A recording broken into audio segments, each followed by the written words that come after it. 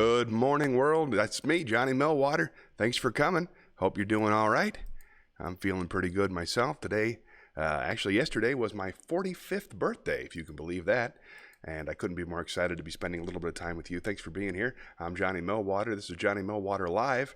And you know how it works. I come out and I talk to you. If anybody wants to say hi, wants to catch up with me personally, talk about whatever you want, except politics, that's the only rule. And I chat, I see what's going on in the world, maybe get some advice. Yeah, that's it. If I don't have anybody to talk to, which is common, there's not a lot of people on the Facebook Live, if they show up on the screen, let me show you. This is how it works. I talk here, I catch up with everybody, and whatever you say shows up on the magic screen over there on the right, and then we chat. But if I run out of things to say, or it's just me in the room like it is right now, I have just the thing. It's entertaining for entertainment. Check it out. Let's spin the wheel. Whole list of fun things that I can do to pass the time. Things that I love.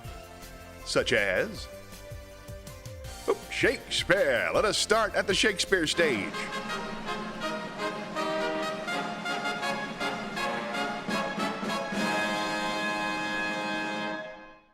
If you've been watching at home, you know that we've been making our way through Shakespeare's sonnets. We have already performed 124. This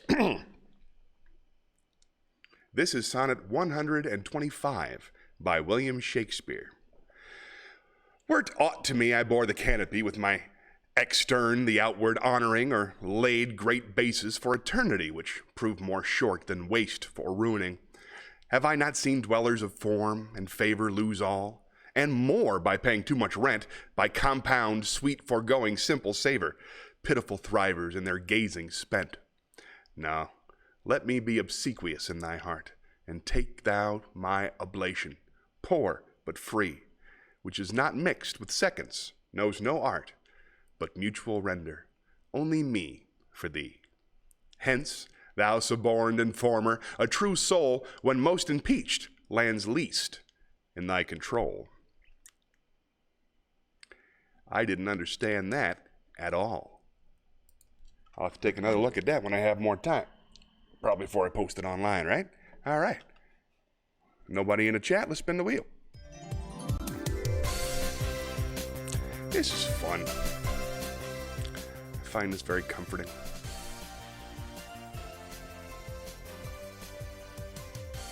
Poem! Yay, love doing poems. Let's go to the Poetry Pagoda.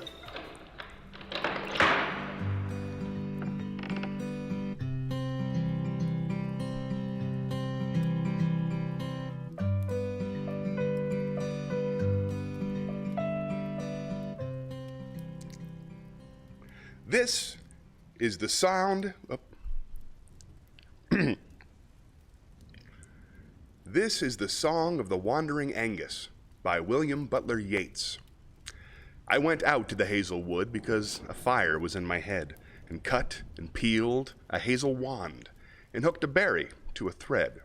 And when white moths were on the wing, and moth-like stars were flickering out, I dropped the berry in a stream, and caught a little silver trout. When I had laid it on the floor, I went to blow the fire aflame, but something rustled on the floor, and someone called me by my name. It had become a glimmering girl with apple blossom in her hair, who called me by my name, and ran, and faded through the brightening air. Though I am old with wandering through lands and hilly lands, I will find out where she has gone, and kiss her lips, and take her hands, and walk among long dappled grass, and pluck, till time and times are done, the silver apples of the moon, the golden apples of the sun. I like that one a lot. Anybody in the chat? Sancha's here. Oh my goodness gracious. Let's go to the chat. Sancha's here. Wow, chat chalet. I only know one Sancha, don't need your last name. Hi there, beautiful. So glad to see you. For the folks at home, Sancha is a brilliant singer that I had the pleasure of meeting on one of the ships I was working. I forget which ship it is, but I remember being out in the crew bar smoking cigarettes and singing to each other. Just a beautiful, beautiful voice. How are you? Where are you nowadays? Are you working? Are you home? I'll bring you up to speed on me. I've been retired for about since the pandemic, pretty much. I'm just chilling at home, taking care of my kids. I got a 7-year-old. She's 9. Just turned 9 last week. I keep trying to make her 7. I have a 9-year-old and I have a 13-year-old, and I'm keeping them company during the day. I'm doing this once a week, performing stand-up every chance I get, but not that much. What about you, Sancha? What are you up to? I tell you what, type whatever you can. I'm going to come back, okay? Let's spin the wheel. Oh, I forgot.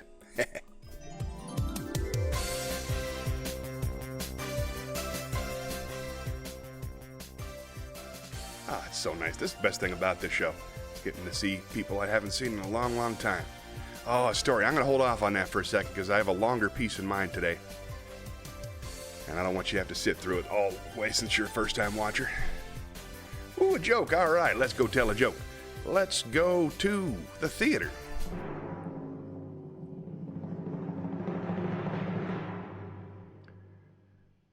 A boy's going on a date. You know what? I'm going to give you a little pre-story here. I heard this story. I was in Scotland with my wife. We were celebrating our 20th wedding anniversary a couple of months ago, and I heard this joke told in a bar by a Scotsman. Just to other people, I was eavesdropping. A young man's going out on a date, so he stops by the pharmacist to get some condoms. The condom says, listen, we sell them in packs of 1 or packs of 10. Which one do you want? He says, a pack of 10. He got, high hopes. So he buys the condoms, puts them in the car, gets dressed up, cleaned up, goes to his girlfriend's house. He wants to pick her up, take her out to dinner. But she says, no, my family wants to meet you. You're having dinner with us tonight. So he comes inside. They sit him down. They say, would you like to say grace? And he did. He sat there and he prayed. And oh, Lord, please look after it longer and longer. Hold all of you in the palm of your hands longer and longer and longer. This incredibly long prayer. And she says, I didn't know you were that religious. And he says, I didn't know your father was a pharmacist. Fun. All right, let's spin the wheel.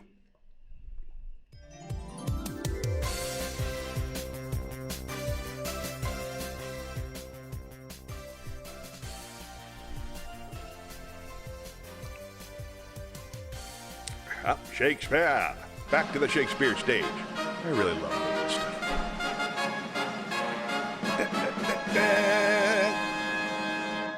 I gotta fix my edges or something. I don't know what's going on. All right. I got a whole bunch of Shakespeare monologues to do. We're only doing one sonnet per show now. Dad asked. So here we go. Let us do a brief piece from Richard III. I know you all. Here we go.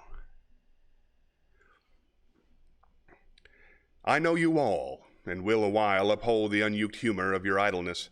Yet herein will I imitate the sun, who doth permit the base, contagious clouds to smother up his beauty from the world, that, when pleased again to be himself, being wanted, he may be more wondered at by breaking through the foul and ugly mists of vapors that did seem to strangle him.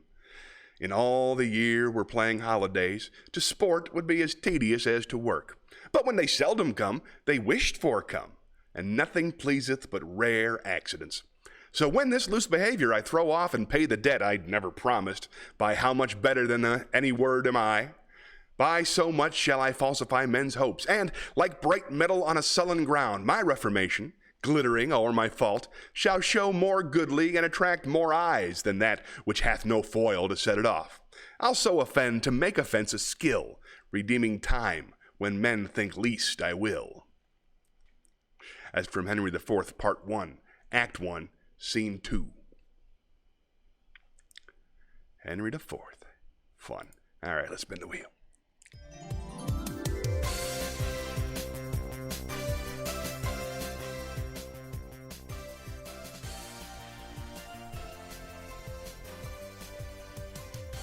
Monologue. I love doing these. To the theater.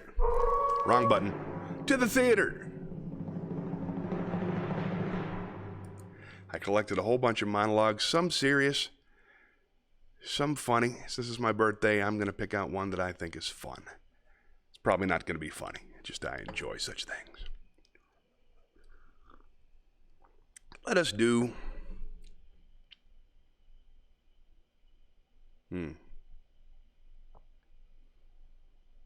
Rosencrantz and Guildenstern. I love this. This is a overdone monologue, I'm told, but I still quite enjoy it.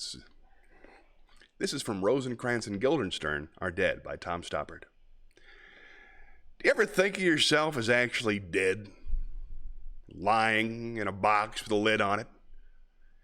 Nor do I, really. It's silly to be depressed by it. I mean, one thinks of it like being alive in a box. One keeps forgetting to take into account the fact that one is dead, which should make a difference, shouldn't it?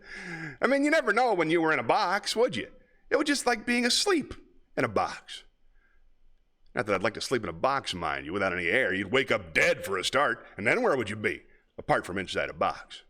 That's the bit I don't like, frankly. That's why I don't think of it.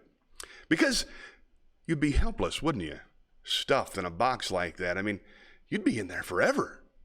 Even taking into account the fact that you're dead, really. Ask yourself, if I asked you straight off, I'm going to stuff you in a box now, would you rather be alive or dead? Naturally, you'd prefer to be alive. Life in a box is better than no life at all, I expect. You'd have a chance at least. You could lie there thinking, well, at least I'm not dead. In a minute, someone's going to bang on the lid and tell me to come out. Hey, you, what's your name? Come out of there. I wouldn't think about it if I were you. You'd only get depressed.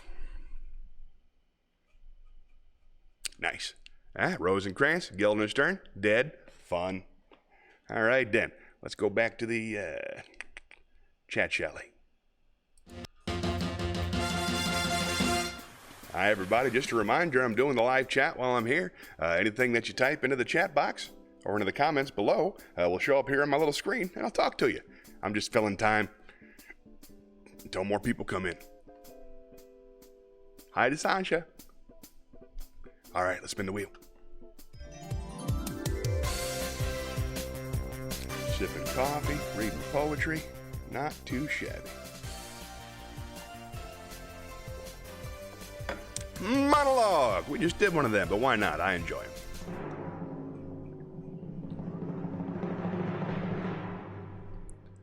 Let's see.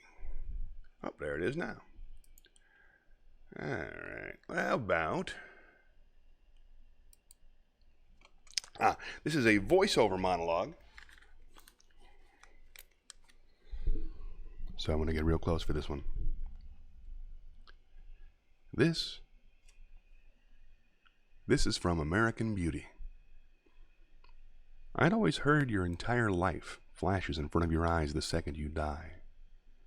First of all, that 1 second isn't a second at all. It stretches on forever, like an ocean of time. For me, it was lying on my back at Boy Scout camp, watching falling stars and yellow leaves from the maple trees that lined our street, or my grandmother's hands and the way her skin seemed like paper, and the first time I saw my cousin Tony's brand new Firebird, and Janie, and Carolyn. I guess I could be pretty pissed off about what happened to me, but it's hard to stay mad when there's so much beauty in the world. Sometimes I feel like I'm seeing it all at once, and it's too much. My heart fills up like a balloon that's about to burst, and then I remember to relax and to stop trying to hold on to it. And it flows through me like rain, and I can't feel anything but gratitude for every single moment of my stupid little life. You have no idea what I'm talking about, I'm sure, but don't worry. You will someday. There's a thought for your birthday. That's beautiful. My birthday, I mean. Let's spin the wheel.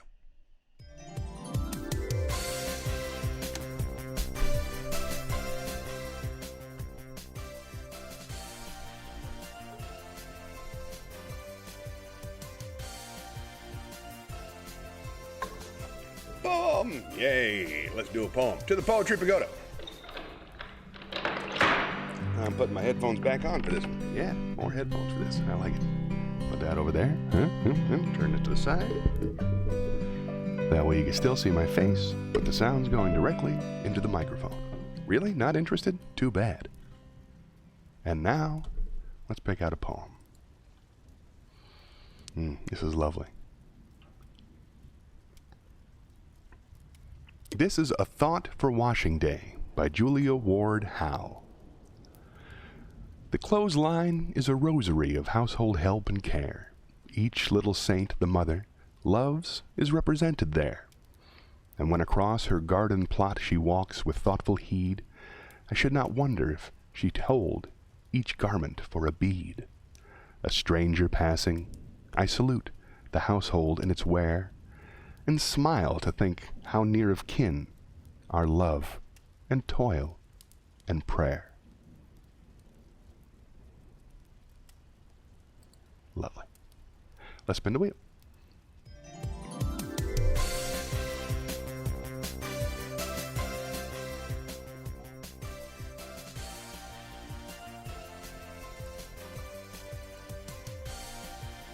Monologue. Cool. Love those. Let's go do a monologue.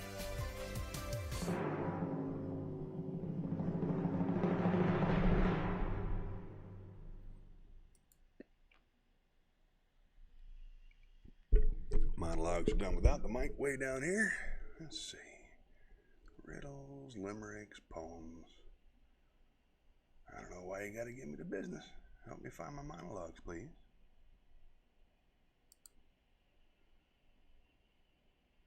No, Shakespeare. That's very frustrating. Where's my monologues?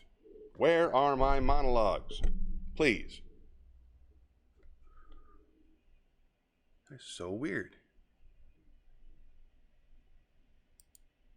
7 minutes ago. There you go. All right. Next we have from Whiplash.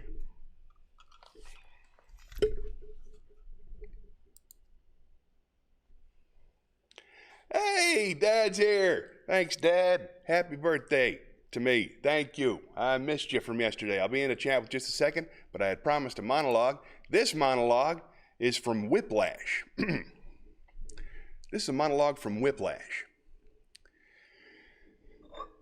Truth is, I don't think people understood what I was trying to do at Schaefer. I wasn't there to conduct. How many fucking people can wave his arms and keep people in tempo? I was there to push people beyond what's expected of them. I believe that is an absolute necessity. Otherwise, we're depriving the world of the great next Louis Armstrong or the next Charlie Parker. Have I told you the story about how Charlie Parker became Charlie Parker?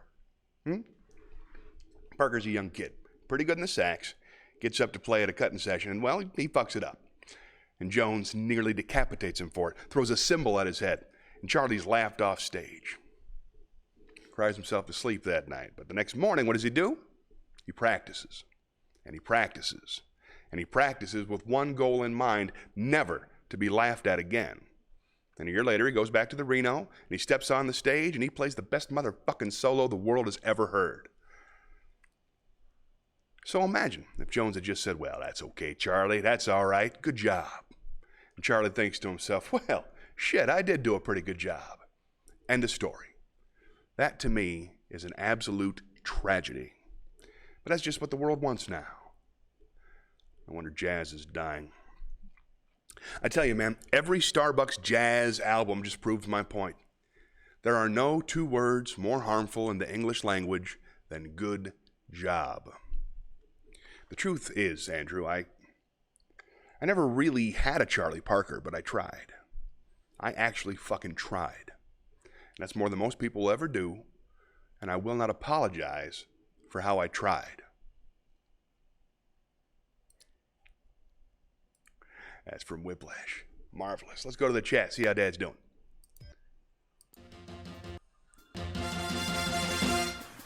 Julia's here too. Hi, Julia. Welcome. Consequently, my favorite. Thank you so much for the birthday message yesterday. And hello, Dad. I'm so happy to see you. Listen, I've been trying to call you at 4:30 the past couple weeks, and I haven't been able to get anybody to pick up the phone. You doing okay? I miss you. I like talking to you every week. and I worry about you. Is everybody okay? And hi, Julia, how are you doing? How are things up in Connecticut? Hope everybody's healthy and happy, working hard. Oh, thank you so much for asking, Julia. My birthday was excellent. I had a 2-day celebration, very lucky that way. The first day was my wife got me tickets, me and the kids and her, tickets to go see a Beatles tribute show, I suppose, called Brit Beat at the Night Theater, which is the big theater in Charlotte. So I get to put on my suit, and we went out and had dinner, and then we went out to the theater, and we watched the Beatles play. I thought the kids were going to be squirming the whole time, but they knew all the words because I've been listening to them all the time. They were wonderful. I had a fantastic time. It was a risky play, but Debbie nailed it again. Great night. And then the next day, I just stayed home all day with the kids and played games all day, and then had cake at the end of it, and that was my birthday. Because my foot's acting up, so I don't feel like getting up and walking much right now. So, I had a great birthday. My son made me a handmade card, which is all I ever want. And yeah, my wife got me some video games, which is probably a big mistake, but made me happy. Now, my birthday was really, really nice. I felt very, very grateful and very lucky. So that's a great way to feel. Thanks for asking. When's your birthday, Julia? I don't even know. Oh, thanks for the sorry about the foot. It's just arthritis. It's gout. I keep telling people it's gout, but gout sounds so gross and weird and mysterious.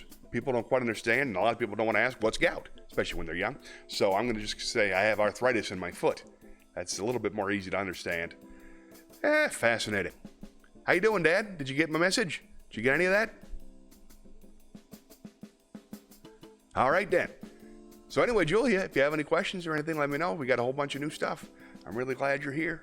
Thanks again for the birthday message. I know you don't Facebook much. It was very thoughtful of you.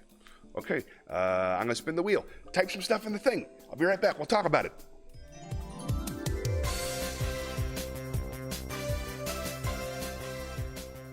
Dad's okay, I think.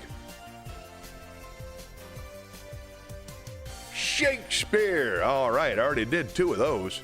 What the heck? Let's do another one.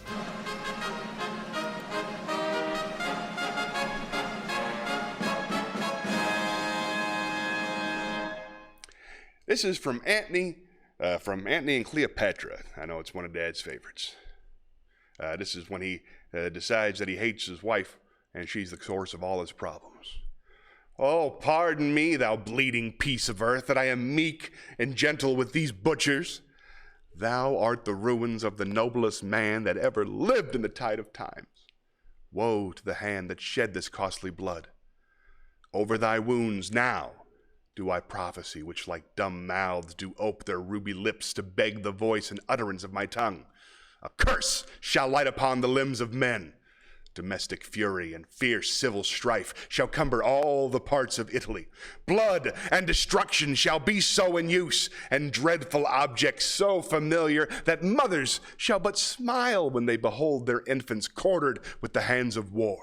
All pity choked with custom of fell deeds, and Caesar's spirit, raging for revenge, with 8 by his side come hot from hell, shall in these confines with a monarch's voice cry havoc, and let slips the dogs of war, that this foul deed shall smell above the earth with carrion men, groaning for burial.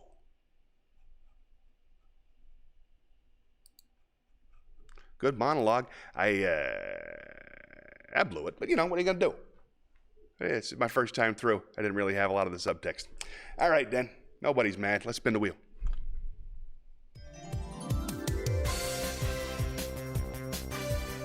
Here we go.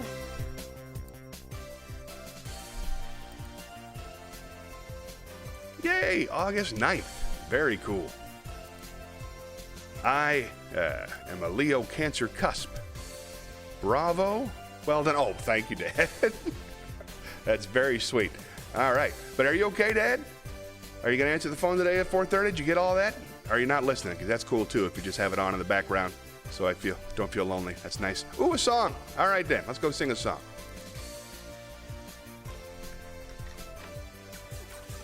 Since it's my birthday, I'm going to sing my favorite song. Maybe at the campfire.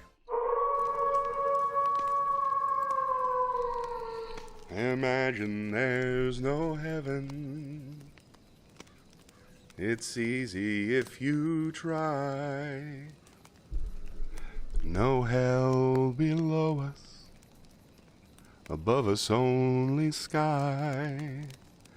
Imagine all the people living for today. Imagine there's no countries. It isn't hard to do. Nothing to kill or die for, and no religion too. Imagine all the people living life in peace. You may say I'm a dreamer, but I'm not the only one. Maybe someday you'll join us, and the world will be as one. Imagine no possessions.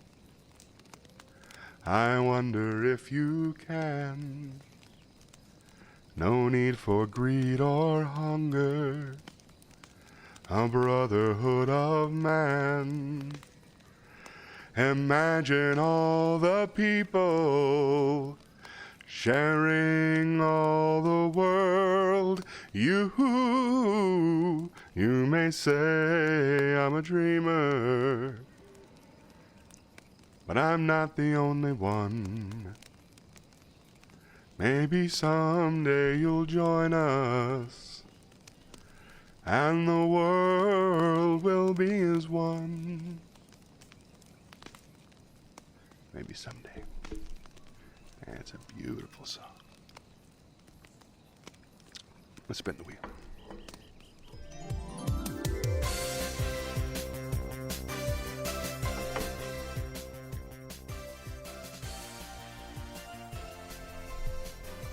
Yay, poem. I love doing these. To the Poetry Pagoda.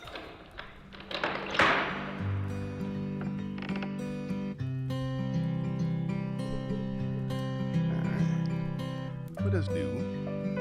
Here we go. This is Piano by D.H. Lawrence. Softly, in the dusk, a woman is singing to me, taking me back down the vista of years till I see a child sitting under the piano, in the boom of the tingling strings, and pressing the small poised feet of a mother who smiles as she sings. In spite of myself, the insidious mastery of the song betrays me back, till the heart of me weeps to belong to the old Sunday evenings at home, with winter outside, and hymns in the cozy parlor, the tinking piano our guide. So now it is vain for the singer to burst into clamor with the great black piano passionately. The glamour of childish days is upon me. My manhood is cast down in the flood of remembrance. I weep, like a child, for the past.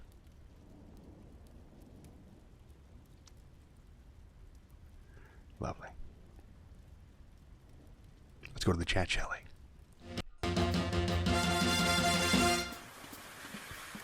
Lovely comments. Let's see what's going on. All right. That is a great song. Dad is listening. I'll try to be alert at 4:30. Yay, good, because I miss him. We're coming to visit, I hope, in a couple of weeks, and I want to check a date with you. Fire, such a great song. It is my favorite. And applause from Julia. Thank you, thank you, thank you. I'm so glad you're here. You doing all right? You okay? How you feeling? I don't know how to... I seriously want to know. Okay, I'm going to spin the wheel. I don't mean to pry.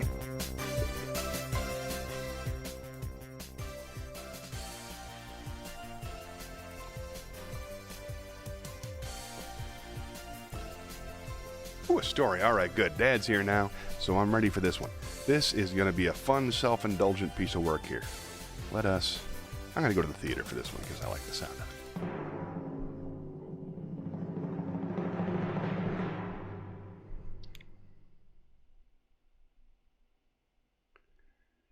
I'd like to read you a longer piece by one of my favorite writers in the world, a guy named Charles Kuralt. He's a feature writer for CBS News for many, many, many years. Died in the mid-90s. And when I was first starting out in stand-up, I had a whole bunch of his books on tape. Just him traveling to places and telling interesting stories about the people he met in his travels. It was very inspiring to me. So I still own a bunch of those books. So I had to go and take photographs of the pages, then put those photographs through a processor to make a text, and then put that text onto, my teleprompter, I suppose. Uh-oh. Something bad just happened. Come on back. There it is. Oh, I was hoping it would come back. Yay. Lucky again. All right, you guys ready? Of course you are. Let us do one of my favorite stories from American Tales, An American Life by Charles Kuralt. Hold on, let me find it. It's a good one. You are going to love it.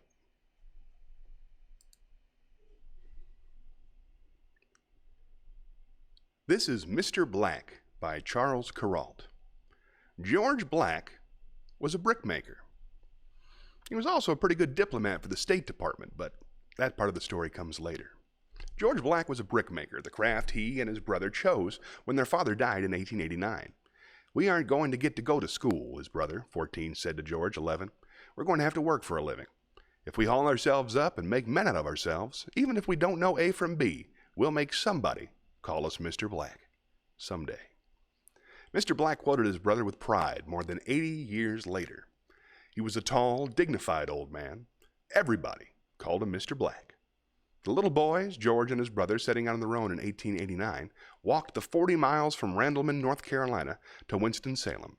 They apprenticed themselves to a brickmaker for a while, and after they learned the trade, they started their own business while they were still in their teens. Since well before the turn of the century, George Black has been making bricks the way I watched him do it one afternoon in his backyard. He had a mule hitched to what he called a mud mill. With his glant, practiced hands, Mr. Black scooped up the mud mixed by the paddles of the mill as the mule plodded in a circle and packed the mud expertly into 6 brick forms, ready for the kiln. "How many bricks do you figure you've made in your life?" I asked him. "Oh, Lord," he said, "I don't know. I'd be most afraid to know." He handed a finished form to one of the neighborhood youngsters who were serving as stackers that day and impatiently awaited another stack of empties. "I made 1,000,000 bricks one year," he said. "Mr. R.J. Reynolds rode out here on a white horse. He always rode a white horse, you know.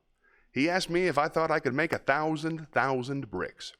He said he had in mind to build a tobacco factory. I studied and said yes, I could. I did, too, and you can go downtown and see them if you want to. That building's still there. They're all my bricks. Yes, sir." I found myself filled with admiration for this man, standing in a pit before me in mud up to his elbows. He had made a life of the basic elements, water and earth and fire, and he had made the building blocks of a city. Mr. Black dressed up in his Sunday suit, and the next day took me on a stroll about Winston-Salem.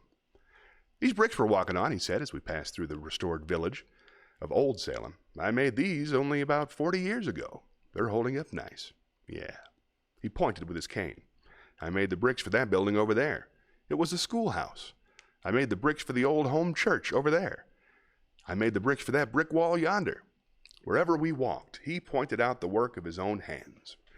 When we reached the block-long R.J. Reynolds factory, he said, "I believe I told you wrong about this job. It wasn't 1,000,000 bricks. It ended up being 1.5 million." He leaned on his walking stick and looked up at the massive structure. "Made these bricks 6 at a time," he said. "Put them out on the billboard and put them in a kiln and burned them for $1.50 a day. You don't know it, but that was good pay in those days. Yes, sir." We walked on. "Made all these bricks 6 at a time," Mr. Black said, "and I'm going to make me some more yet." The morning after our story went on the air,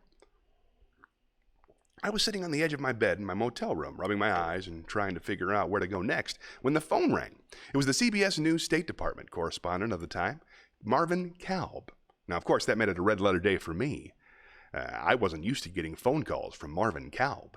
He said, "There's a guy at the Agency for International Development who wants to talk to you. His name is Harvey J. Witherell. He's on the Guyana desk there. I think he probably is the Guyana desk. I don't know what he wants with you, but he's been calling me all morning. I wish you'd give him a ring and get him off my neck." "Sure, Marvin," I said. "If If it turns out to be anything I can help you with, let me know," Marvin said generously and a little wearily. The life of a State Department correspondent must be hard. He has the whole world to worry about all the time. When I reached Harvey J. Witherell, his voice was trembling with excitement. "Hear you had a story about a brickmaker on television last night," he said. "Yep," I said. "Oh, gosh, I've been looking all over this country for a brickmaker who still does the job by hand," Harvey J. Witherell said. "I didn't think there were any left. What's he like?" "He's a nice man," I said. You see," Harvey J. Witherell said, "the government of Guyana wants us to send a brickmaker down there. They have a 5-year plan or something like that to rebuild the whole country in brick. There's no shortage of raw materials. I mean, there's plenty of mud in Guyana, but hey, they don't want to build a big brick factory. They want someone to go village to village, teach them how to make bricks for themselves." "Well," I said, "I've got just the man for you, Harvey, but he's 92 years old." "I don't care how old he is," Harvey said. "I think he's the last brickmaker." "You made my days," said Harvey J. Witherell. I gave him Mr. Black's address and phone number. When I called Mr. Black to warn him what was coming, he said he had already had a call from Washington. "Where is Guyana?" Mr. Black asked. "It's a little country in South America," I said. Mr. Black said, My. The very next day, on official government business and carrying his government briefcase, Harvey J. Witherell caught a plane from Washington to Winston-Salem. He and Mr. Black hit it off. They came to an agreement that amounted to one of the best deals in the history of American foreign aid. Mr. Black would go to Guyana for 10 days. He would take his granddaughter, Evelyn Abrams, who also knew how to make bricks, and a kid from the neighborhood, Thomas Brabham, and they would go down there and teach those people how to make bricks. Mr. Black would be paid $100 per day. Not much, I thought when I heard about it, but better than the $1.50 he got from R.J. Reynolds. Harvey J. Witherell was awash with a feeling of accomplishment.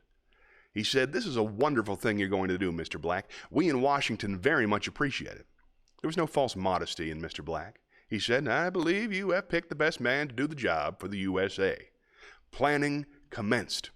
No government planning is ever done simply, of course. Harvey J. Witherell had to formulate a detailed proposal for his own superiors and for higher-ups in the Department of State. He filled out reports in triplicate.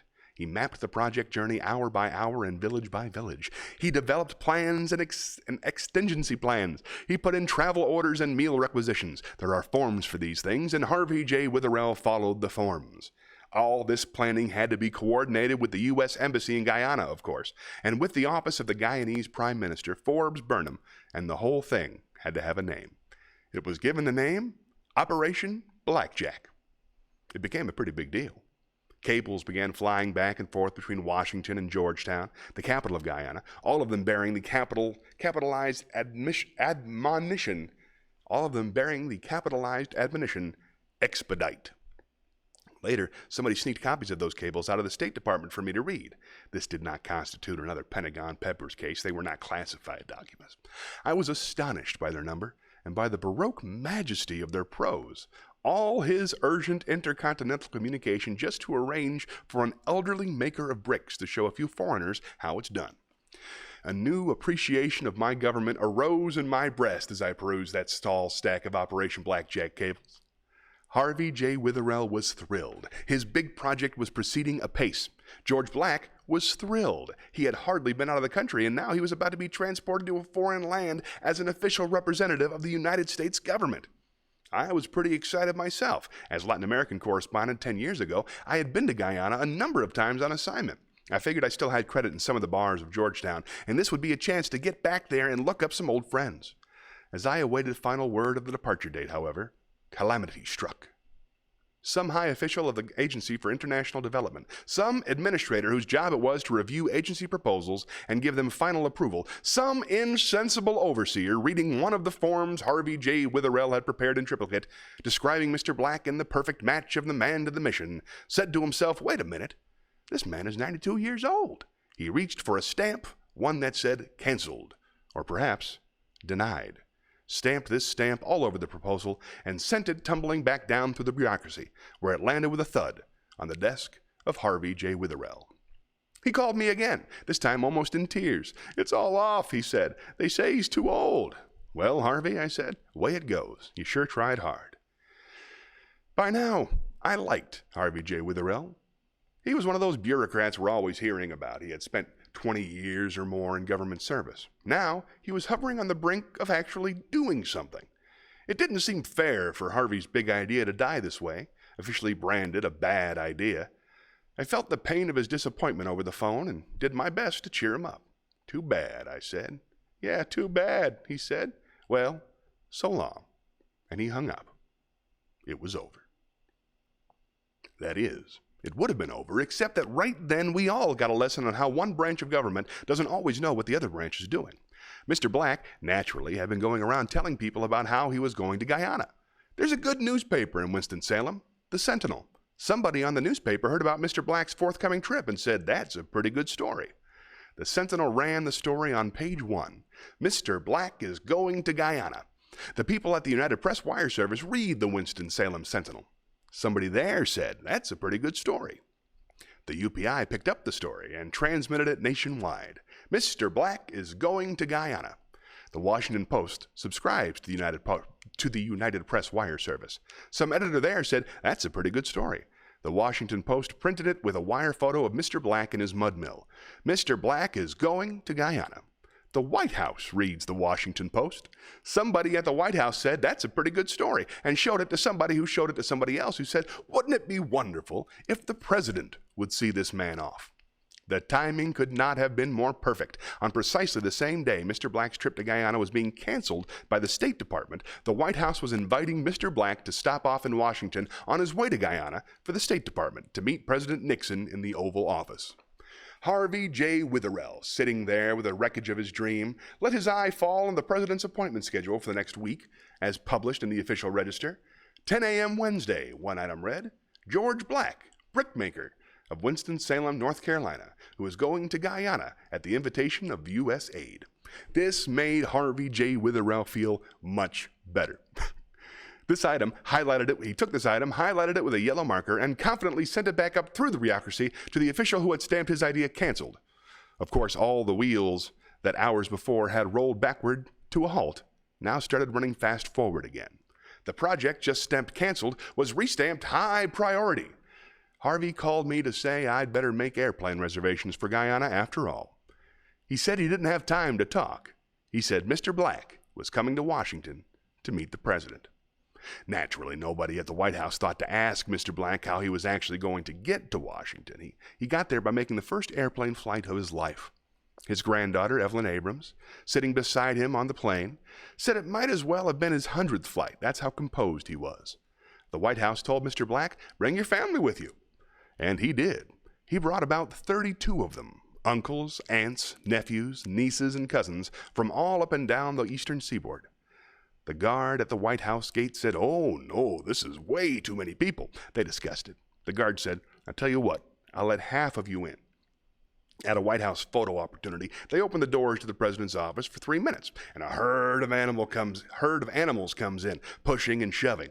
These are reporters and photographers, competing for the most appealing photograph of the president and his visitor, and straining for the quotable remark. I was one of the animals that day. "This is a very nice family you have here, Mr. Black," said President Nixon. "This is only half of them," Mr. Black exclaimed. "The other half are waiting out there on the street. The man wouldn't let them in." The reporter scribbled notes. "Why, that won't do," President Nixon said, and soon the other half of Mr. Black's family crowded into the Oval Office, filling it nearly to overflowing.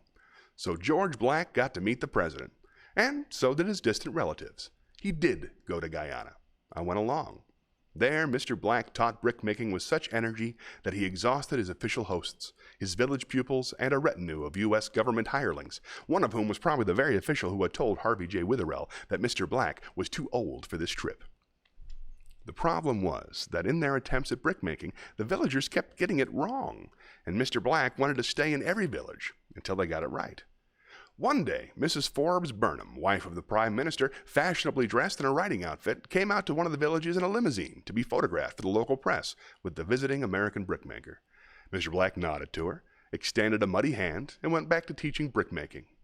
"He's quite a man," Mrs. Burnham said, as someone came up to her with a towel to wipe the mud from her hand. He was, too. I don't have many souvenirs from my adventures on the road, but from the story of George Black, I have two The first is one of his bricks, solid and strong, like the man who made it. The second is a photograph of President Richard Nixon standing awkwardly erect in the Oval Office, flanked by Mr. Black and his granddaughter and some of the other family members. The head of the Agency for International Development is in the picture too. As for Harvey J. Witherell, the brave bureaucrat who had made this moment possible, he was in the room that day, only to find himself shoved rudely aside by a wire service photographer who said, "Excuse me, buddy, let me get through here." He stepped in front of Harvey, and so did all the other photographers. Flashbulbs were popping. Immortality was being bestowed in the government archives. In the moment of his greatest achievement, Harvey had been pushed into the shadows. But bureaucrats are nothing if not nimble. For in a corner of this photograph, one other white face appears in the extreme left, wearing the expression of a man who has just elbowed his way back into the picture. It is the face of Harvey J. Witherell. I love it. Love it, love it. Okay, let's see what's going on. To the talk show desk. For those of us who just joined us, that's by Charles Kuralt. He's my absolute favorite feature writer. And I've been trying to download some of his stuff so I can say it out loud for fun. All right, let's see. Got Joel Levy. Happy birthday. Thank you very much. Sorry, did you ask something? I had to take my headphones off for a moment and I missed it. That's okay. I was just asking how you doing? What's on your mind? How you feeling? How's your life? Just trying to feedback, see how you are. This conversation is always so one-sided. Welcome, Joel. Thanks for coming. All right, let's spin the wheel.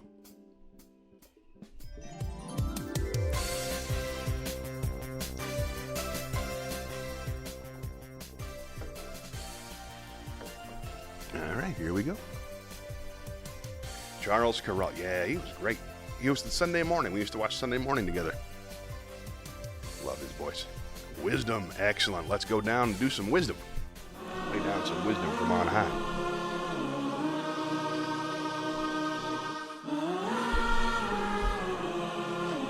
There we go. Don't need this. Whoop, on the top of my head. Don't need this for that. Oh, was the top of my head cut off during that whole poem? Some anxiety, but it'll get better. We'll talk about that in just a second. I'm glad to hear you're working on it, and I hope it works out great. All right, let's see.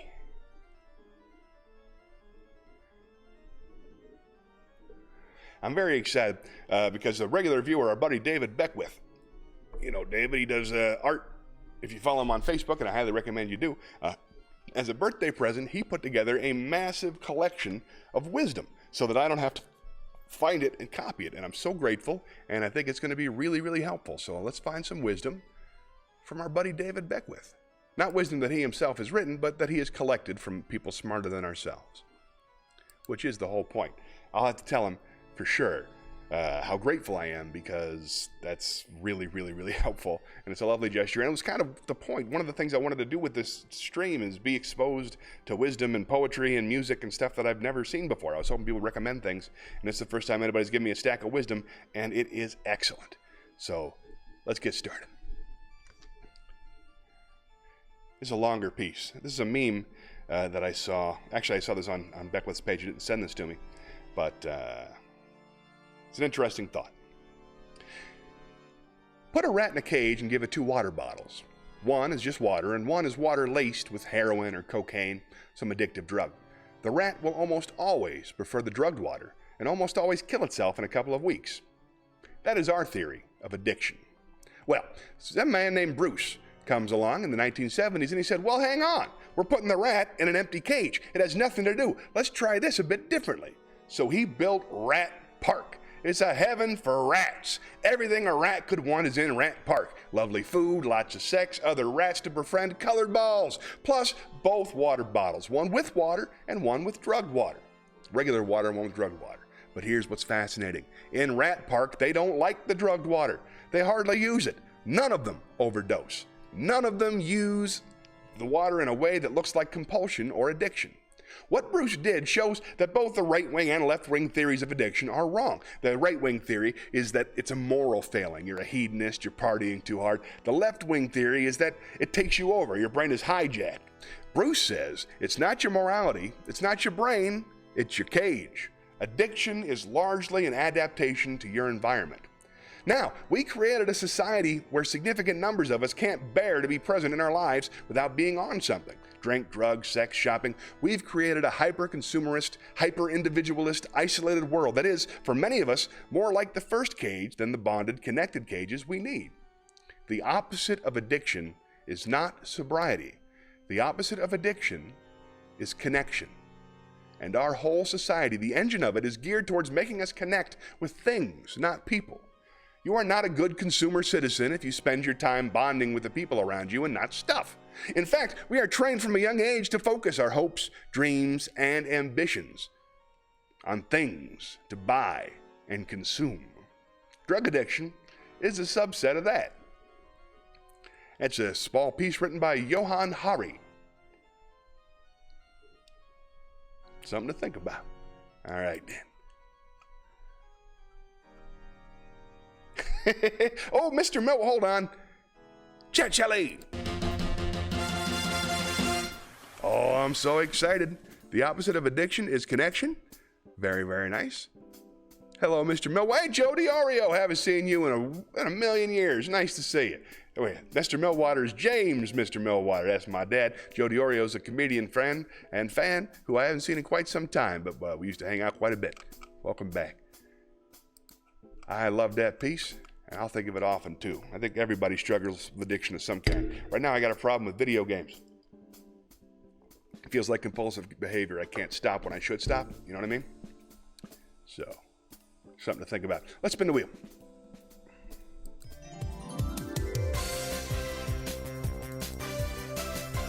Here we go.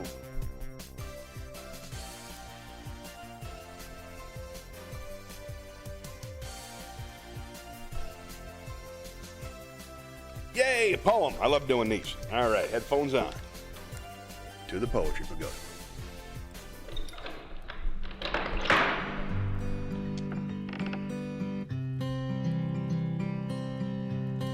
Gotta sit up straight for this. Okay. Huh? Nice.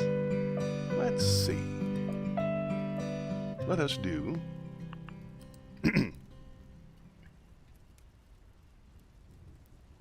This is The Wanderers by Robert Browning. Over the sea our galleys went with cleaving brows, in order brave, to a speeding wind and a bounding wave. A gallant armament, each bark built out of a forest tree left leafy and rough as first it grew, and nailed all over the gaping holes, within and without, with black bull hides, seethed and fat and suppled in flame, to bear the playful billows' game.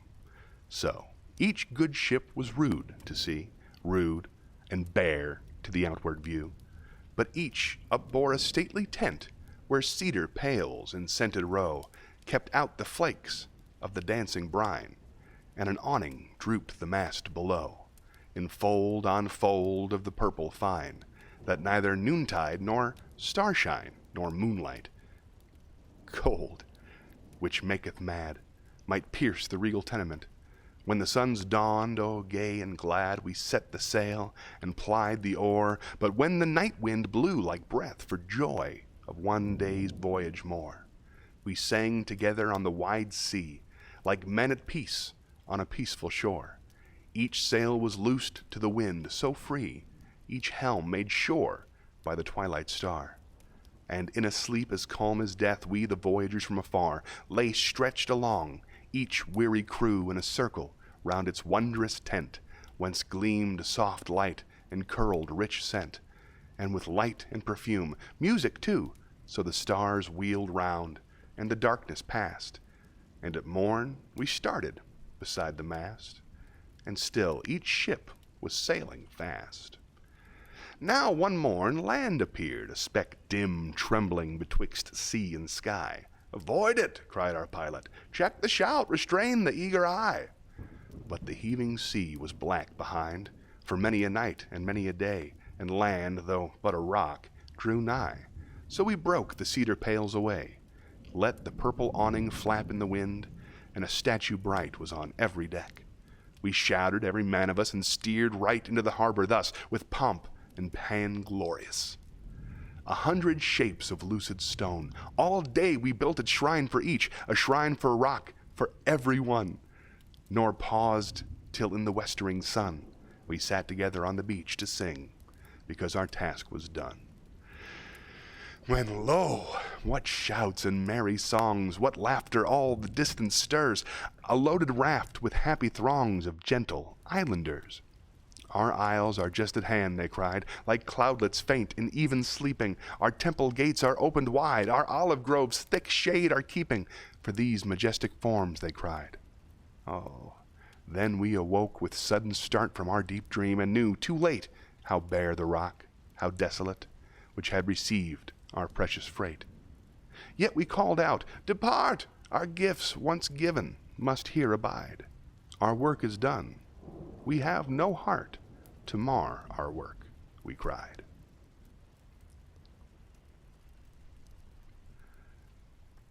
Nice. Back to the chat.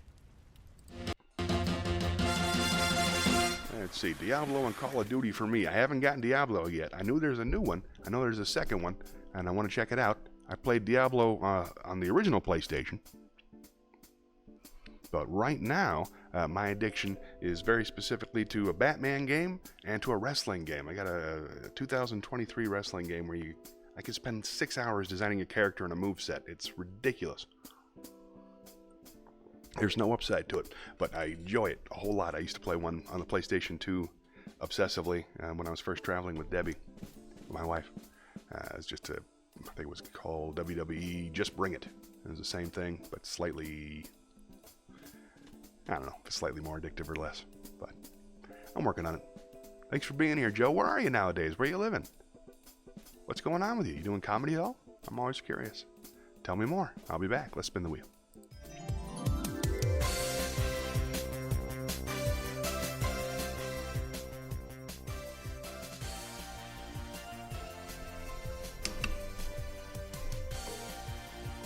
Feelings, all right then.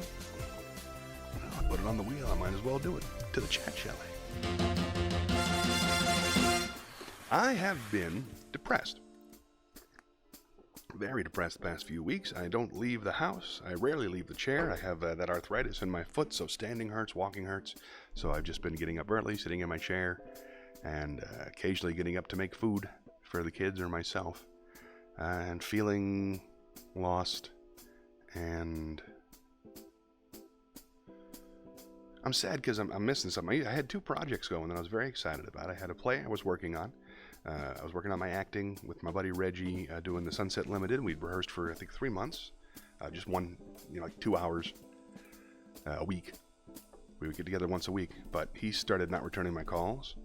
And my other partner, Paul Platt, who I was going to be writing my podcast with, he's ghosted me completely the past 3 weeks. He won't return my texts at all. And it's very hard not to take personally and wonder if I did something wrong. And I'm working on that.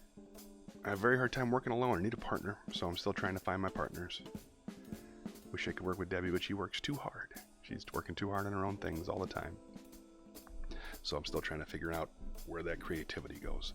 Other than that, I felt very good this week. I felt loved. Lots of nice things from people. Lots of cards and calls and texts. It's nice to be remembered. It's nice to be reminded of the friends that you have.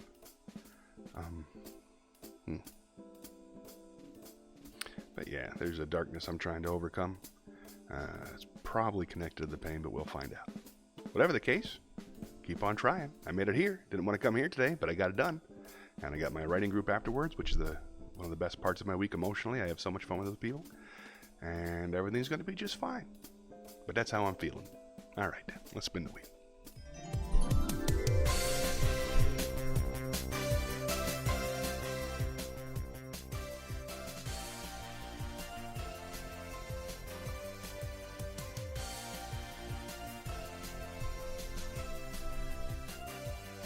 Well, thank you, Julia. Talk about that in just a second.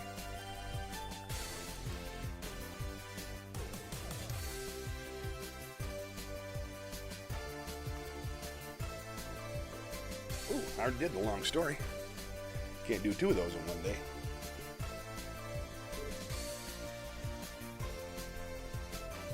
Poem. Good, I love those. Back to the poetry we go.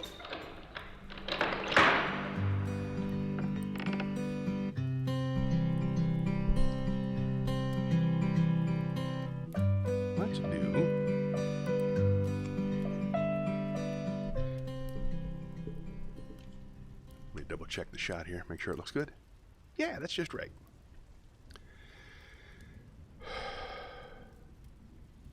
Let us do Our Little Ghost by Louisa May Alcott. Oft, in the silence of the night, when the lonely moon rides high, when wintry winds are whistling and we hear the owl's shrill cry, in the quiet, dusky chamber by the flickering firelight, rising up between two sleepers, comes a spirit all in white. A winsome little ghost it is, rosy-cheeked and bright of eye, with yellow curls all breaking loose from the small cap pushed awry. Up it climbs among the pillows, for the big dark brings no dread, and a baby's boundless fancy makes a kingdom of a bed. A fearless little ghost it is, safe the night seems as the day. The moon is but a gentle face, and the sighing winds are gay. The solitude is full of friends, and the hour brings no regrets, for in this happy little soul shines a sun that never sets. A merry little ghost it is, dancing gaily by itself on the flowery counterpane, like a tricksy household elf, nodding to the fitful shadows as they flicker on the wall, talking to familiar pictures, mimicking the owl's shrill call. A thoughtful little ghost it is, and when lonely gambols tire, with chubby hands on chubby knees, it sits winking at the fire. Fancies innocent and lovely shine before those baby eyes, endless fields of dandelions, brooks and birds and butterflies. A loving little ghost it is when crept into its nest, its hand on father's shoulder laid, its head on mother's breast. It watches each familiar face with a tranquil, trusting eye, and like a sleepy little bird, sings its own soft lullaby. Then those who feigned to sleep before, lest baby play till dawn, wake and watch their folded flower, little rose without a thorn. And in the silence of the night, the hearts that love it most pray tenderly above its sleep, God bless our little ghost. That's beautiful. Back to the chat.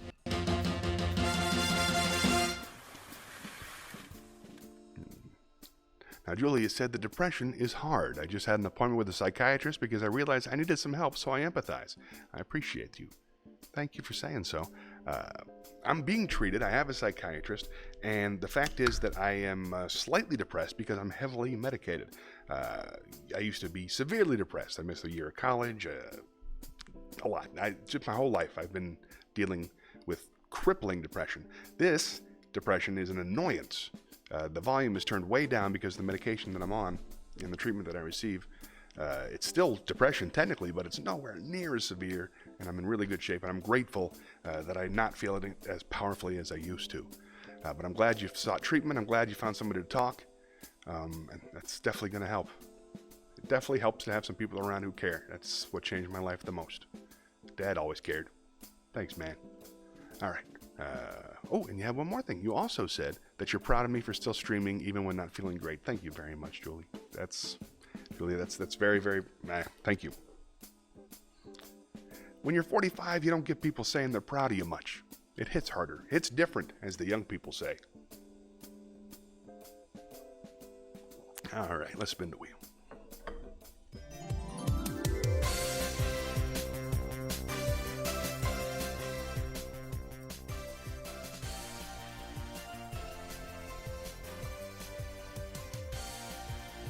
Here we go. Ask me anything. There's two people in the chat. I think it's Dad.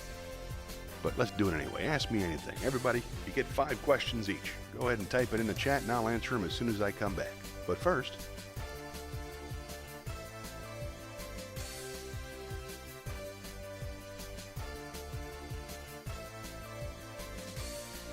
okay, you get 10. 10 questions for Ask Me Anything. Feeling generous. 11. What do we got? A song. All right, let's do a song. I do love to sing. Let's see, my birthday. So let us sing something happy. Ah, here's one. Hard to Be Humble. I miss that one.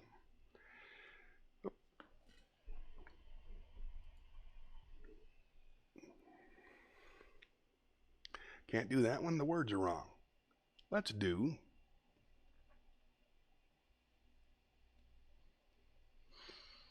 I gotta pick more songs. All these have special meaning to me. Let's do As Time Goes By. That sounds like a good one for an old man. Play it one time, Johnny. You must remember this. A kiss is just a kiss. A sigh is just a sigh. The fundamental things apply as time goes by. And when two lovers woo, they still say I love you. On that you can rely.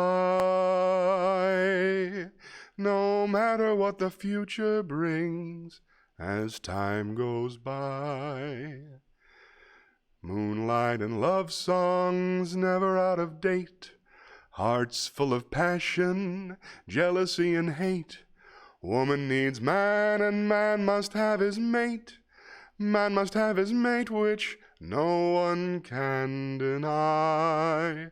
It's still the same old story, a fight for love and glory, a case of do or die.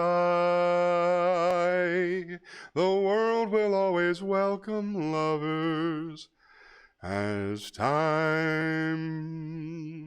goes by. The classics never go out of style. Let's spin the wheel.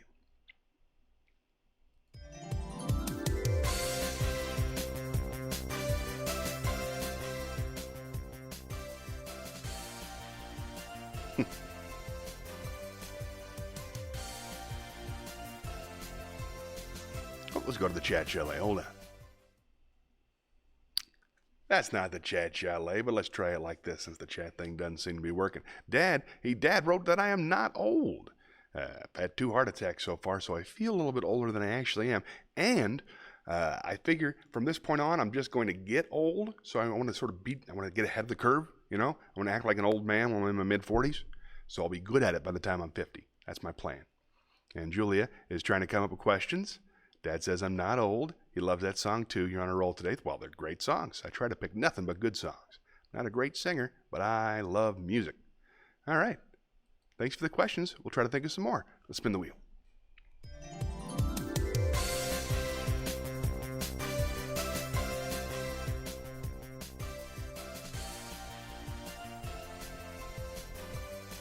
Another poem. All right, we're going to have to slip into Zen Cohen pretty soon because none of those are coming up.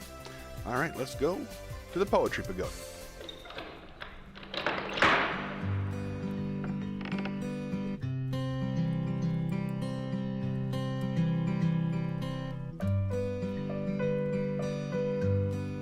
Oh boy, you guys are in for a treat.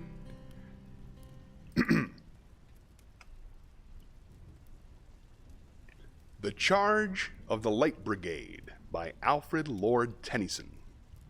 Half a league, half a league, half a league onward, all in the valley of death, rode the 600. Forward the light brigade, charge for the guns, into the valley of death rode the 600. Forward the light brigade, there was a man dismayed, not though the soldier knew someone had blundered. Theirs not to make reply, theirs not to reason why, theirs but to do and die. Into the valley of death rode the 600. Cannon to the right of them, cannon to left of them, cannon in front of them volleyed and thundered, stormed with shot and shell. Boldly they rode, and well, into the jaws of death, into the mouths of hell, rode the 600. Flashed all their sabers bare, flashed as they turned in air, springing the gunners there. Charging an army, while all the world wondered, plunged in the battery smoke, right through the line they broke. Cossack and Russian reeled from the saber stroke, shattered and sundered. Then they rode back, but not the 600. Cannon to the right of them, cannon to the left of them, cannon behind them volleyed and thundered, stormed with shot and shell, while horse and hero fell. They that had fought so well came through the jaws of death, back from the mouth of hell. All that was left of them, left of the 600.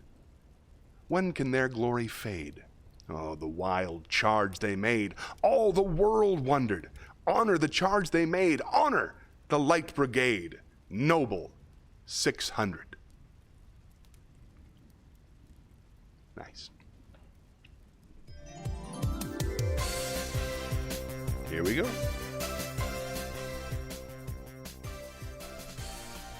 You're so kind. Thank you for thinking I have a great singing voice. It'll only get better with practice. All right, let's do a Zen koan because I'm a little irritated. Let's go down to the campfire.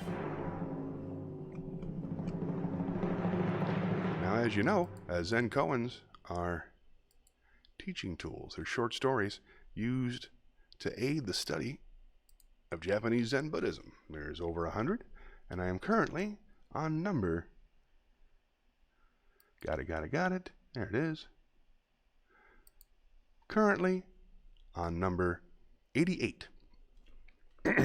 Take a sip.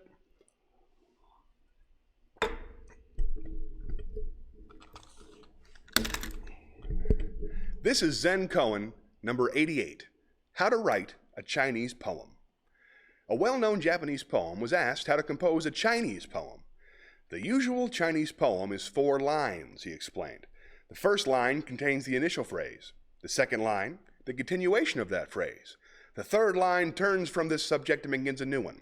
And the fourth line brings the first 3 lines together. A popular Japanese song illustrates this. 2 daughters of a silk merchant live in Kyoto. The elder is 20, the younger 18. A soldier may kill with his sword, but these girls slay men with their eyes. More of a form than a story. One more. This is Zen koan 89, Zen Dialogue. Zen teachers trained their young pupils to express themselves. 2 Zen temples, each had a child protege. One child, going to obtain vegetables each morning, would meet the other on the way. "Where are you going?" asked the one. "I am going wherever my feet go," the other responded. This reply puzzled the first child, who went to his teacher for help. "Tomorrow morning," the teacher told him, "when you meet that little fellow, ask him the same question. He will give you the same answer. And then you ask him, 'Suppose you have no feet, then where are you going?' That'll fix him." The children met again the following morning. "Where are you going?" asked the first child. "I am going wherever the wind blows," answered the other. This again nonplussed the youngster, who took his defeat to the teacher. "Ask him where he is going if there is no wind," suggested the teacher. The next day the children met a third time. "Where are you going?" asked the first child. "I am going to the market to buy vegetables," the other replied. Nice. Well, wrong stage, but we can still use it. All right, to the chat chalet. Now let's spin the wheel.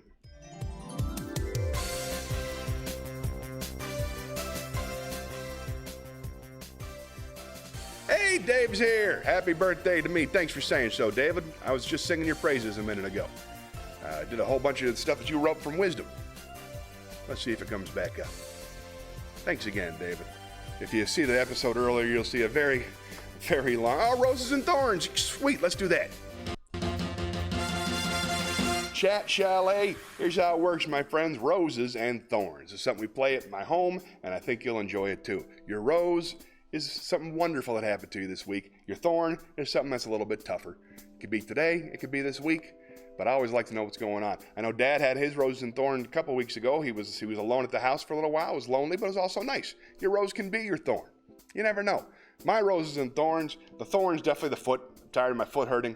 And the rose was, I was so surrounded by love. My family was so kind to me the past couple of days. It made me feel so loved. Yeah, there's nothing in the world like it. That was just fantastic. I had ice cream cake, had Carvel ice cream cake, and they sang to me, and I blew out candles, and we did the whole thing, and it was wonderful. What about you? Please write your roses and thorns, and I'll read them as soon as I come back.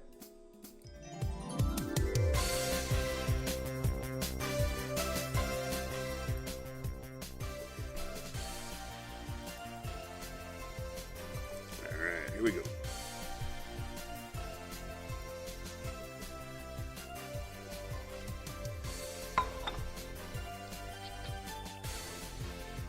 Monologue. I love these. Let's go to the theater. Hopefully I can find my monologues this time. Monologue. There we go.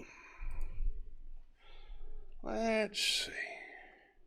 Oh, this is fun. This is a monologue from It's a Wonderful Life. Now, just a minute now. Hold on, Mr. Potter, just a minute.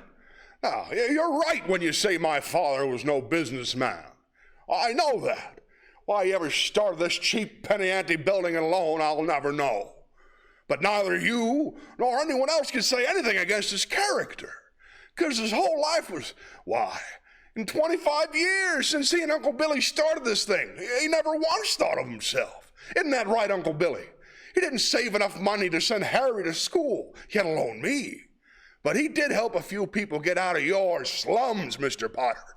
And what's wrong with that? Why, here, you're all businessmen here. Doesn't it make them better citizens? Doesn't it make them better customers? You said that what'd you say just a minute ago? They had to wait and save their money before they even thought of buying a decent home. Wait? Wait for what? Until their children grow up and leave them? Until they're so old and broken down that, you know how long it takes a working man to save $5,000? You just remember this, Mr. Potter, that this rabble you're talking about, they do most of the working and paying and living and dying in this community. Well, is it too much to have them work and pay and live and die in a couple of decent rooms and a bath? Anyway, my father didn't think so. People were human beings to him, but to you, a warped, frustrated old man, they're cattle. Well, in my book, he died a much richer man than you'll ever be. I love that movie. Hey, Kim's here. Hold on, to the chat. Not bad, not bad. Oh, okay, we got a couple of questions. First of all, Julia asked me a couple of my favorite birthday memories. A hot weather person or a cold weather person? I'm going to start with the second part first. I am a cold weather person. I love the cold. I grew up in Florida, overweight, in 150 degree heat and 200% humidity, and I did not care for it. It made me think I hated the outdoors. Turns out I just hate being hot. So I keep my house at 65 because I can. I like being cold. Thanks for asking. A couple of my favorite birthday memories. I remember that my parents threw me a pool party when I was a little kid, and we watched Tron and swam in the pool, and it made me cake, and that made me super happy. One of my favorite birthday memories when I was 15, a girl named Andrea Young, who I had fallen madly in love with in the third grade, and then she moved just in the same city, but to a different school. And we didn't have email or anything back then. I didn't have a phone number for her. She just moved and I didn't know. So I was kind of obsessed with her for a few years. And then I saw her again in the 7th grade, totally thought I was in love with her. And she could have ignored me or treated me like a jerk or shunned me. But she, for my 15th birthday, took me to Busch Gardens, spent the whole day with me so that we could get to know each other and so that I could get a finger on what it was I was feeling, I guess. But I thought it was an extremely generous gesture. I never really thought why she did it, but it meant the world to me. So that's one of my favorite birthday memories. Thank you. And Julie also said, love that song too, on a roll, good song. Good singing voice, thanks for saying so. Happy birth week, thank you, David. Rose and Thor's the same, Dad's alone at the house. David says his painting is coming along well, and a doctor's appointment. Thorn, bugs, oh no, you got some bugs? I got flies in the house. My in-laws came to visit this week. It was lovely to see them, but we had just great big house flies, 10 of them flying around the house during the meal. It was terrible. Kim says, happy birthday, bro. I love you. I'm glad you're here, Kim. You don't necessarily look a year older than last week, right? I don't age. That's why I wear the same shirt every day. You can only tell when these things take place based on my beard. You like it here. I know you do, Dad. And I don't get it, but I know you do. All right, we are up to speed. Nice. Let's spin the wheel. Don't like Florida. It's all right. I just don't. Nothing personal.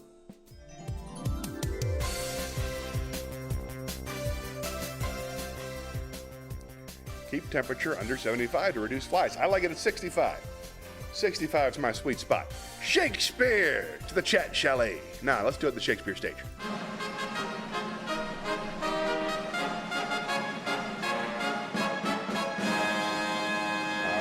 We're going to try another cold reading of a monologue that I have not prepared enough. It must be by his death, and for my part, I know no personal cause to spurn him, but for the general. He would be crowned. How that might change his nature, there's the question.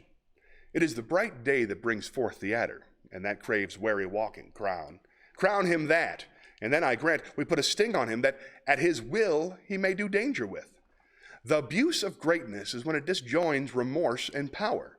To speak truth of Caesar, I have not known when his affections swayed more than his reason, but 'tis a common proof that lowliness is young ambition's ladder, whereto the climber upward turns his face. But when he once attains the utmost round, he then unto the ladder turns his back, looks in the clouds, scorning the base degrees by which he did ascend.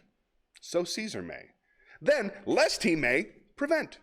And since the quarrel will bear no color for the thing he is, fashion it thus, that what he is, augmented, would run to these and these extremities. And therefore think him as a serpent's egg, which hatched would as his kind grows mischievous, and kill him in the shell. It's from Julius Caesar. Spin the wheel.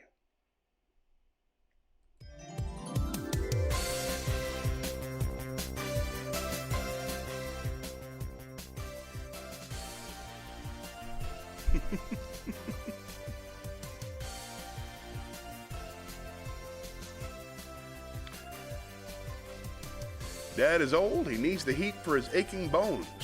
Aw. Dad says, I start freezing at 65. Kim says she knows. All right, so it's just me reacting. We just did a monologue. Let's do one more. Sid Caesar's very funny. Obviously, you're kidding. Sid Caesar, his show of shows. Great. Coined the phrase kids in the hall. Love Sid Caesar. I'm gonna tell a joke. Or I did his own joke. You know what? Let's tell a joke before I forget. I just thought of one of my favorites. Pretty sure I've told you guys this one before, but I want to put it out there for the, my daily postings. Hey, come here, hey, I got a joke for you. An old man has trouble with his memory. So he goes to the doctor. Doctor gives him pills. Comes home the next day. His friend comes to visit. He says, hey, I hear you want to see the doctor. You got some pills for your memory. I have trouble with remembering things myself. How are they helping? The man says, they're great. They work like a miracle. So what are they called? What's that thing with the flower, the people, the carnation? No, not a carnation. It's got the red top and a daisy. No, that's white. That's a white. That's got a long stem. And people give it on it. Rose? That's it. Hey, Rose, what are those pills called? I love that joke. Let's spin the wheel.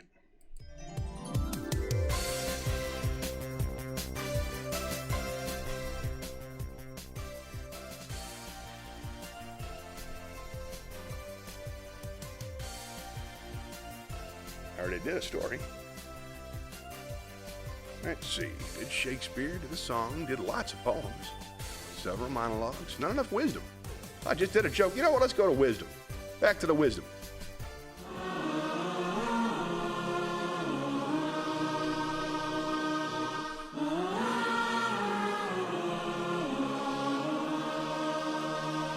Oh, hi. Let's lay down some wisdom from on high. I was telling everybody earlier, David, about your lovely gift, the giant pile of wisdom that you sent me. I'm going to try to get through some of them.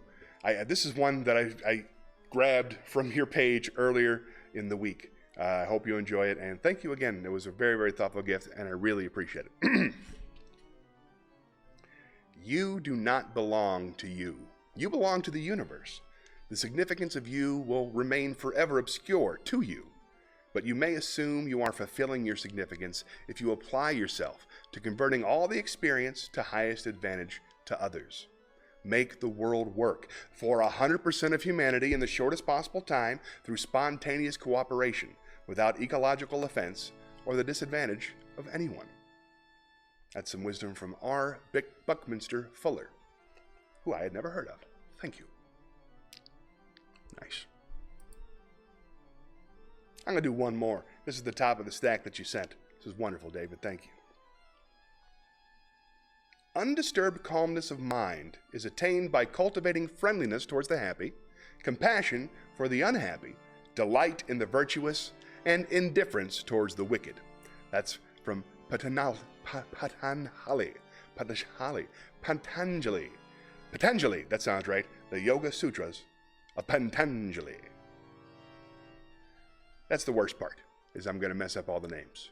But thank you. I've got stacks and stacks, and I really, really appreciate it. All right, let's spin the wheel. Patanjali. No, I have the word in front of me. I just don't know how to say it. I've never heard those letters in that order before. Okay, spin the wheel.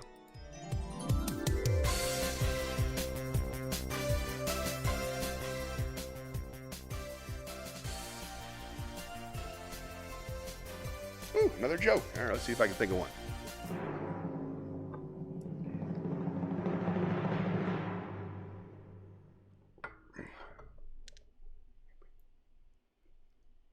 Got a joke for you. Let's see. I can't think of a single joke. It's embarrassing. I got stacks of them. I can look up. All right, I'm going to look up a joke. That's just because I know you've heard all the ones I want to tell. Wish I could remember some of the punchlines. No? Takes a moment to load the joke sometimes. Sorry about that. This awkward time for us. Oh, there it goes. There it goes. All right. Oh, here you go. Here's, I'll give you two. You know who The Rock is, right? Right? Okay. How does The Rock pee? He Dwayne's as Johnson. Not worth the wait. Let's do a better one.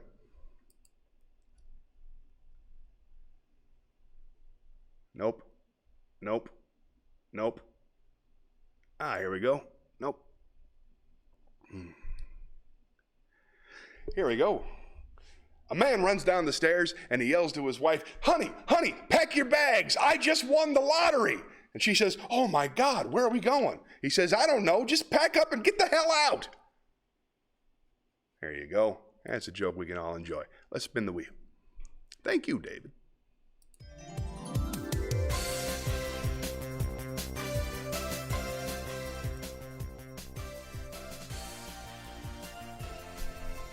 Ooh, a song. Good. I love singing those. My favorite thing to sing is a song. Let's go to the theater, sing a song. I'm going to sing Old Chunk of Coal because I just love that one. I'm just an old chunk of coal, but I'm going to be a diamond someday. I'm going to glow and grow till I'm so blue, perfect. Going to put a smile on everybody's face. I'm going to kneel and pray every day, lest I should be vain along the way. I'm just an old chunk of coal now, Lord, but I'm going to be a diamond someday. I'm going to learn the right words to talk. I'm going to search and find a better way to walk. I'm going to spit and polish my old rough-edged self till I get rid of every single flaw. I'm going to be the world's best friend. I'm going to go around shaking everybody's hand. I'm going to be the cotton-picking rage of the age. I'm going to be a diamond someday. Yay! That's by one of my favorite country musicians, whose name will come to me momentarily.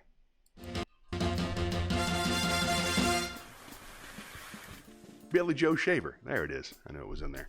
All right, folks. It looks like it's about that time. It's kind of hard to tell because I can't see my clock from here. But, oh, yeah, there's one on the desk. There it is. Perfect. 12:30. All right. The time has come for me to wrap this up. Thanks very much for watching. Thanks again for the birthday gift.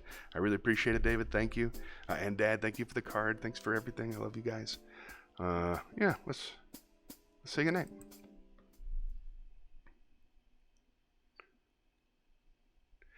We'll meet again, don't know where, don't know when, but I know we'll meet again some sunny day.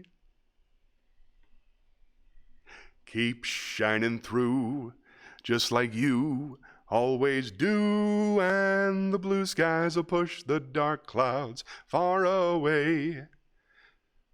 And would you please say hello to the folks that I know, and tell 'em I won't be long. They'll be happy to know that as you saw me go, I was singing this song. We'll meet again, I don't know where, I don't know when, but I know we'll meet again some sunny day. Thanks for watching, everybody. I love you. See you next week. And remember, the only way to save this country is for all of us to love one another. So love yourself first, then love somebody else. Then, if you can, love everybody. That's where the real joy is. Till next time, be good, but not too good. I'm Johnny.